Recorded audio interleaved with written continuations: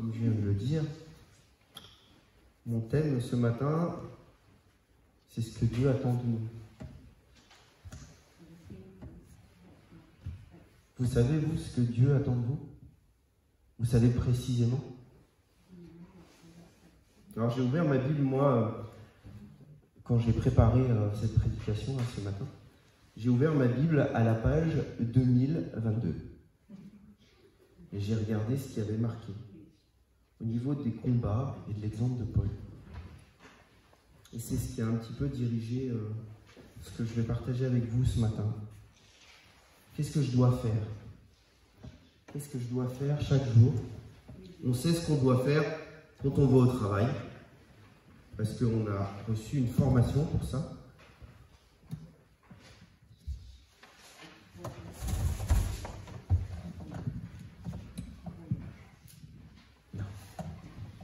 On a reçu une formation. Je ne sais pas s'il y en a encore dans la salle qui ont fait l'armée, mais quand on va à l'armée, voilà, quand on va à l'armée, on obéit au chef. On a plutôt intérêt. C'est le soldat qui obéit. Donc au boulot, c'est le patron qui donne la marche à suivre, qui donne le travail à faire, et puis on échange avec lui pour savoir comment on fait évoluer notre tâche. Et puis quand on est un enfant, on a des parents qui savent ce qui est bon pour leurs enfants. Et normalement, les enfants obéissent. Et selon la loi qui est en vigueur dans notre pays, on obéit. On porte le masque. On suit les règles qui sont établies par le chef de l'État. Même s'il y en a certaines sur lesquelles on peut ne pas être d'accord. Et puis on a un Père, nous on a un Père céleste, qui nous donne aussi des consignes, qui nous donne des enseignements.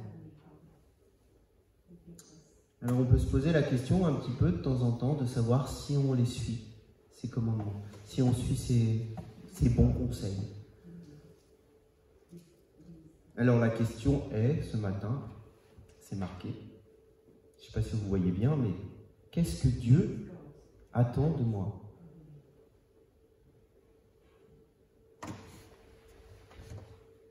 Et on t'a fait connaître, ô homme, ce qui est bien. Est-ce que vous savez ce qui est bien? Vous savez quand vous faites quelque chose de pas bien? Et est-ce que vous savez quand vous faites quelque chose de bien? Généralement, quand on fait quelque chose de bien, c'est que on se sent bien, on est en accord avec nous-mêmes, et surtout on est en accord avec ce que Dieu attend de nous.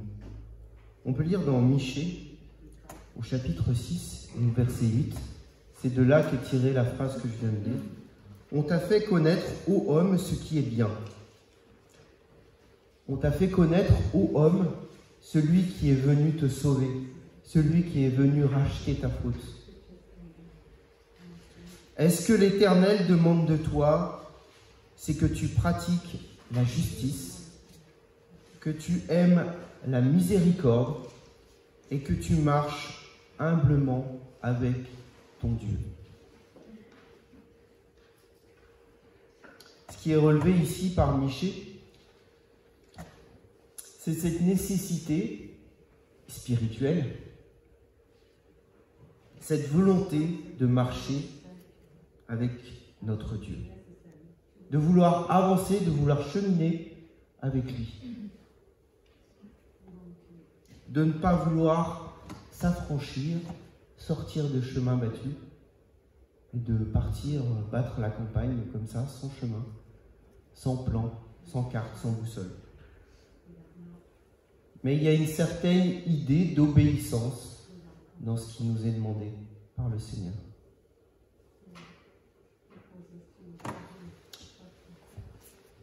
Méline, je sais que tu as ton téléphone. Est-ce que je peux te demander de regarder quelle est la définition de la miséricorde dans Wikipédia? Michée, ici, pense davantage à l'enseignement de la loi. On est dans l'Ancien Testament, Et donc, il fait plus référence à la loi de Moïse. Alors, avant Michée, il y avait 3 prophètes. On peut voir peut-être la diapo d'après. Il y avait 3 prophètes qui se sont succédés. On avait déjà Amos. Il a insisté sur la notion de droit dans ses enseignements. Il a insisté sur la notion de justice sociale, ce qui fait baisser les bras à bon nombre. Parce que la justice, elle n'est pas de ce monde. La justice, elle est rendue par Dieu. Et parfois, on peut penser que les choses sont un petit peu injustes. Cette semaine, moi, j'ai échangé un petit peu avec Nicolas. Et à un moment donné, sur les SMS, je lui ai mis « Tu sais, finalement, tu as de la chance. » Il m'a dit « Pourquoi ?»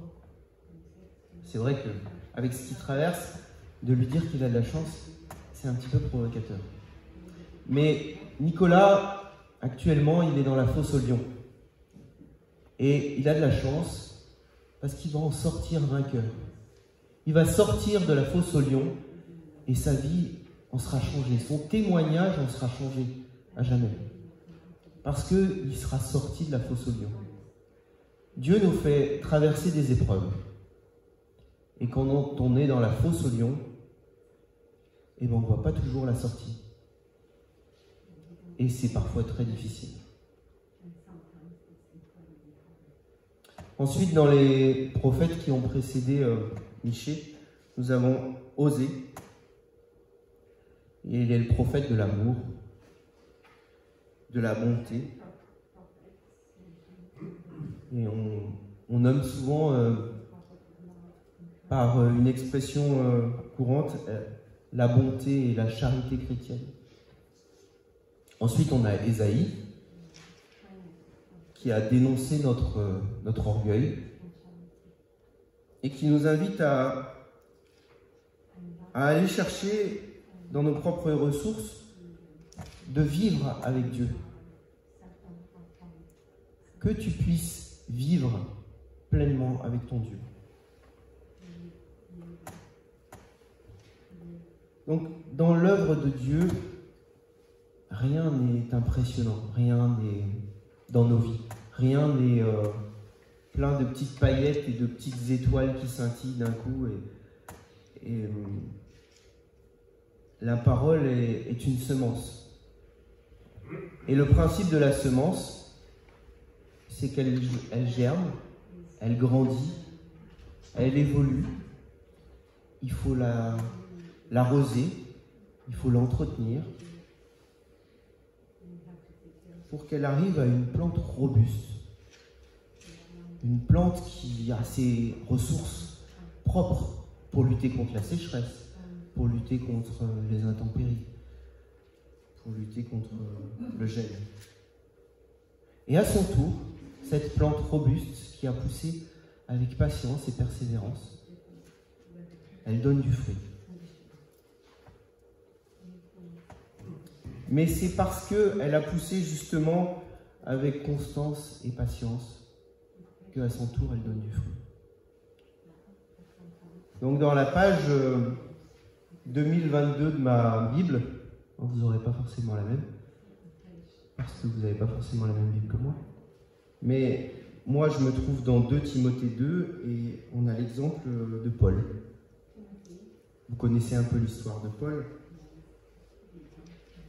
Et Paul a été prisonnier à Rome et il avait perdu le fruit de son travail. Il avait presque tout perdu. Il avait accepté de rester fidèle malgré la souffrance. Et dans 2 Timothée 2, il est écrit « Souviens-toi de Jésus-Christ qui est ressuscité, descendant de David, conformément à l'évangile que j'annonce. C'est pour cet évangile que je souffre jusqu'à être enchaîné comme un criminel. » Paul veut purifier son cœur. Dieu veut purifier le cœur de Paul. Et Paul veut s'attacher au Seigneur. Dans le verset de 1 Corinthiens qu'on doit avoir, oui, c'est ça, 1 Corinthiens 4, verset 5, c'est le fond des cœurs que le Seigneur regarde avant toute autre action.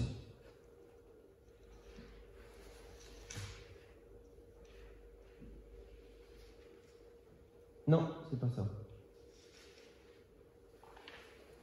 C'est pas ce que j'ai dit.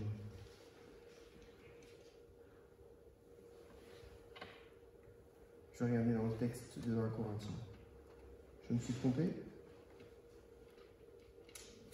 Quelqu'un là, 1 Corinthiens?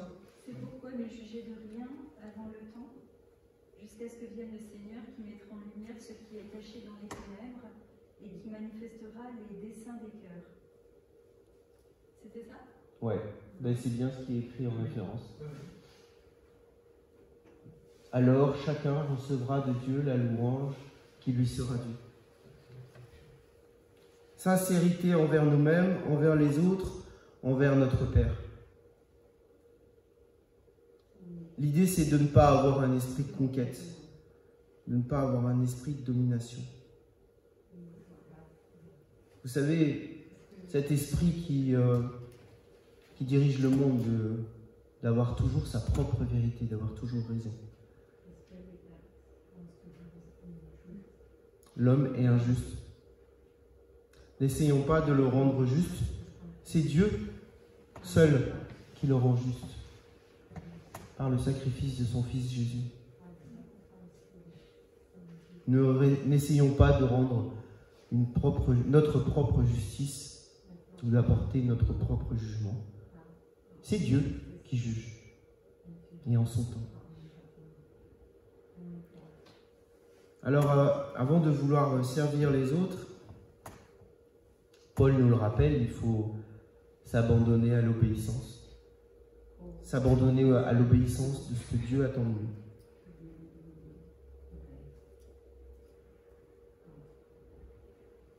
Alors la question est de savoir comment on peut savoir si on est approuvé. Si notre démarche, si ce que l'on fait, est dans ce que Dieu attend de nous. Dans 1 Corinthiens, chapitre 13, verset 3,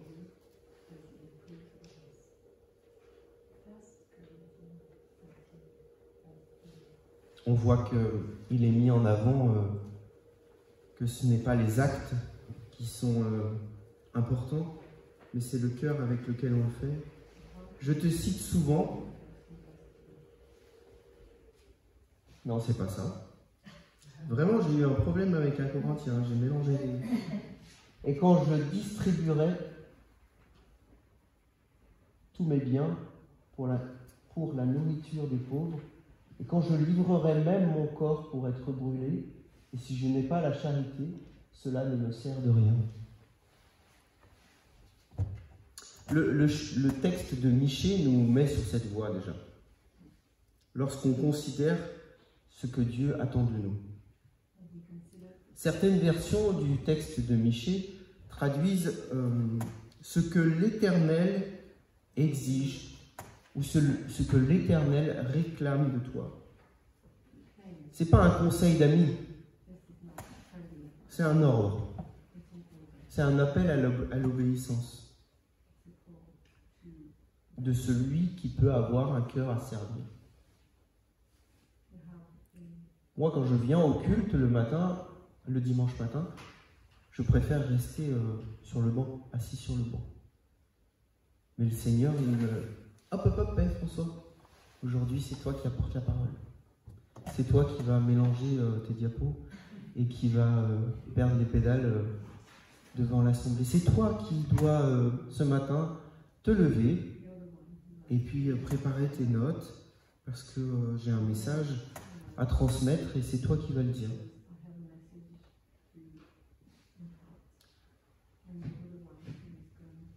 Les orientations de ce que Dieu réclame.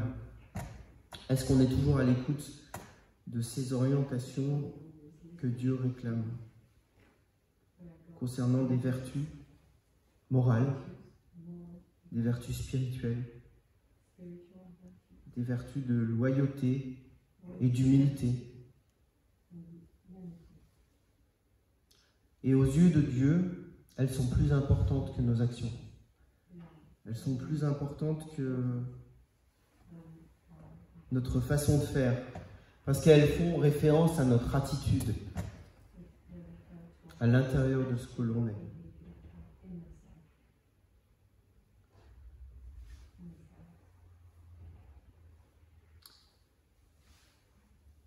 Dans la recherche de la volonté de Dieu, est-ce qu'on a les oreilles bien ouvertes?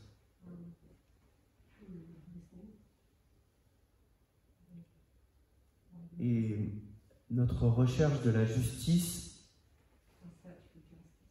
c'est la recherche de ce qui est juste aux yeux de Dieu seulement.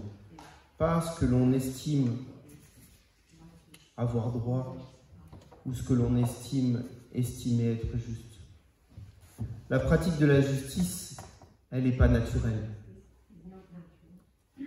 Nous avons besoin de recevoir un cœur de berger pour défendre et protéger. Pour défendre et protéger à notre tour les autres. Dans Ésaïe 58, il est écrit « Donne à l'affamé ce que tu désires toi-même. Ne te détourne pas de ta propre chair. » Et le résumé de notre mission est expliqué par Ésaïe par cette notion du don de soi-même, de savoir ce que les autres attendent.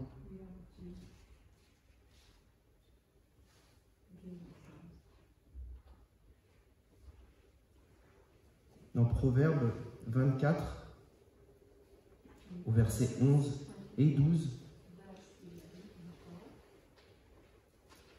délivre ceux qu'on traîne à la mort, ceux qu'on va égorger, sauve-les. Si tu dis « Ah, nous ne savions pas », celui qui pèse les cœurs, ne le voit-il pas? Celui qui veille sur ton âme, ne le connaît-il pas? Et ne rendra-t-il pas à chacun selon ses œuvres?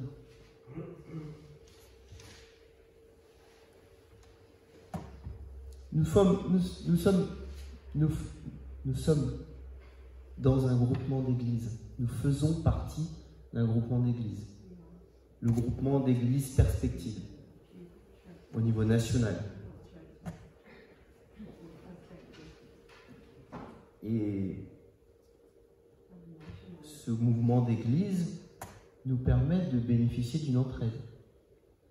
Si on a des problèmes, pas que des problèmes d'argent, des problèmes de structuration, des problèmes dans notre ouverture aux autres, eh bien nous pouvons nous tourner vers ce groupement, vers ce réseau. Et puis, à notre tour, on peut apporter aussi aux autres notre soutien, notre aide. Tout engagement implique un devoir. Un devoir de constance, un devoir de fidélité.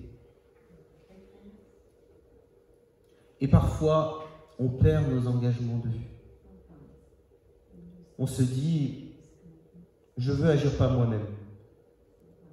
Qu'est-ce que je dois faire moi? On ne se dit pas, qu'est-ce que Dieu attend de moi? La bonne résolution traditionnelle du début d'année, c'est peut-être d'échanger, c'est peut-être de voir avec nos frères et sœurs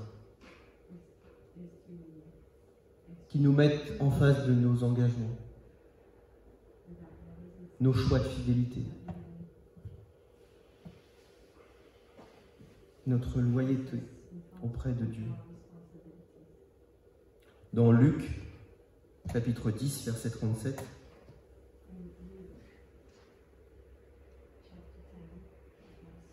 Jésus lui dit, « Va, et toi, fais de même au sujet de la miséricorde. » Méline, tu as trouvé miséricorde? Est-ce que tu peux me donner la définition, s'il te plaît? La miséricorde est une forme de compassion pour le malheur d'autrui, à laquelle s'ajoute la notion de générosité, de bonté gratuite. Elle fait partie des principaux devoirs du croyant pour le judaïsme comme pour les autres religions monothéistes. Voilà.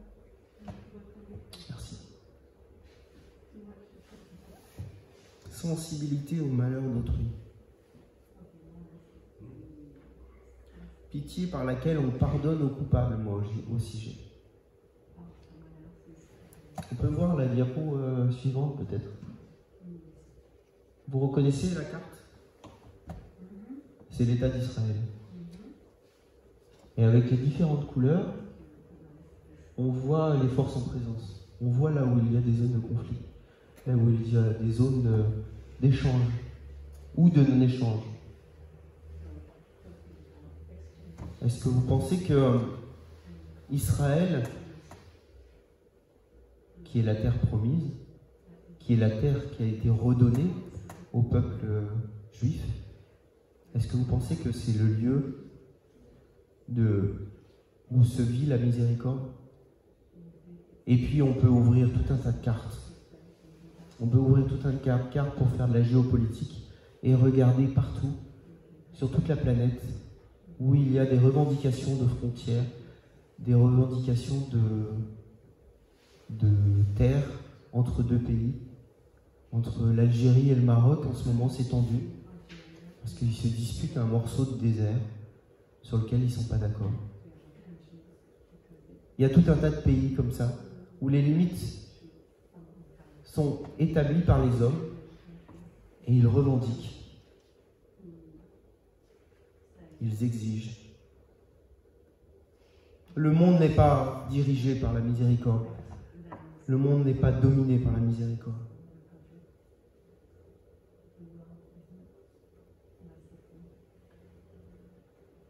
Alors,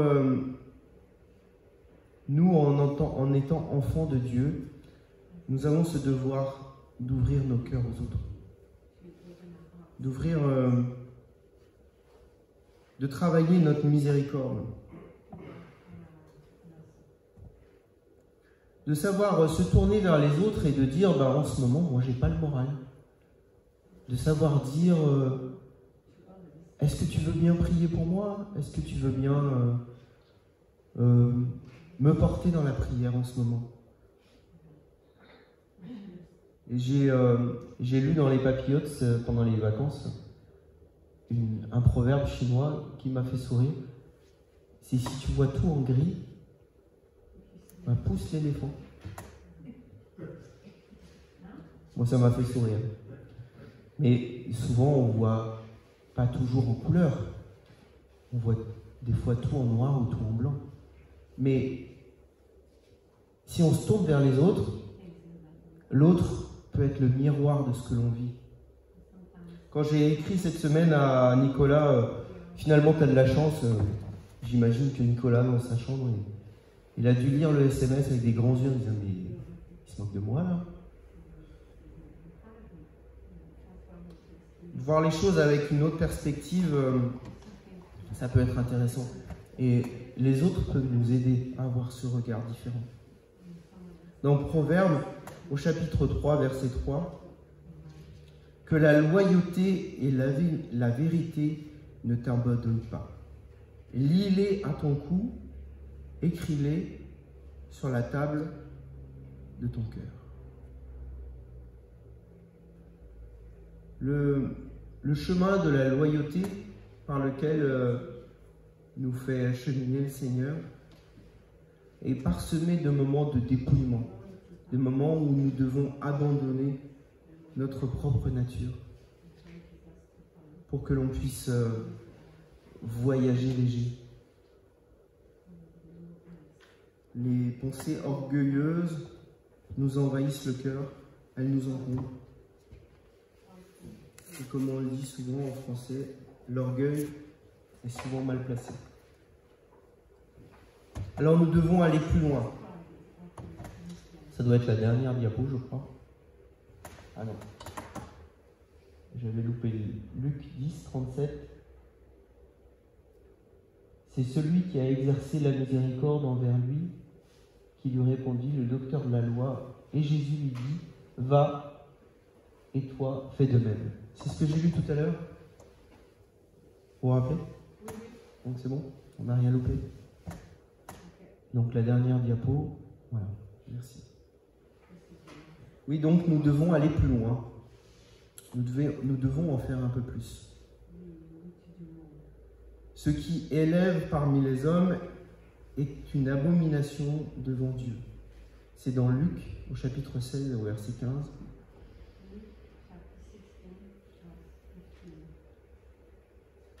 Si nous dénonçons notre envie de domination, si nous acceptons la seule vraie autorité de Dieu, alors nous pouvons vraiment cheminer et trouver sa volonté. La constance nous amène à accepter nos faiblesses, à vouloir marcher avec humilité, à vouloir marcher avec celui qui règne vraiment et se vêtir uniquement